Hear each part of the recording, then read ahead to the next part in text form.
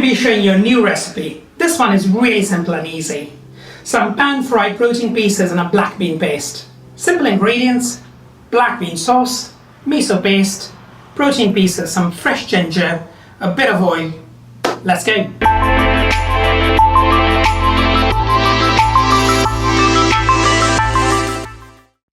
I'm heating some oil in a pan and I'm going to grate some ginger. Here we go. So I found this meat substitute in my local supermarket. I'm going to give it a try. It's basically protein pieces made out of fava beans, so it looks delicious. So we'll find out how this is. So the oil is nicely heated up. I'm going to put some of the ginger.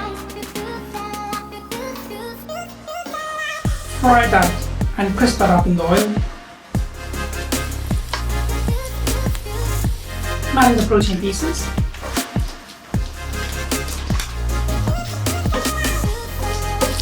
I'm going to cook this for about 5 to 7 minutes. Now I'm going to be adding the black bean paste. A couple of spoonfuls. And lastly, a smidgen of miso.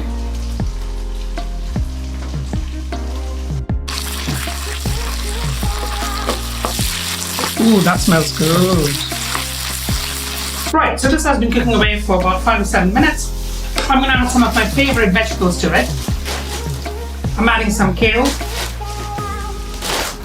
And I'm adding some sliced carrots. Prepared some udon noodles, which is going to go beautifully with that dish. And now I'm going to plate it up. The dish actually is smelling absolutely beautiful. I'm plating it up here.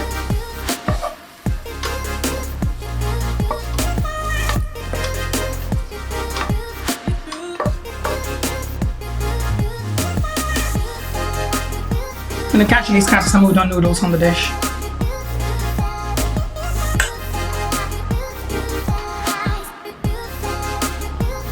I'm going to get some peppermint to garnish the dish.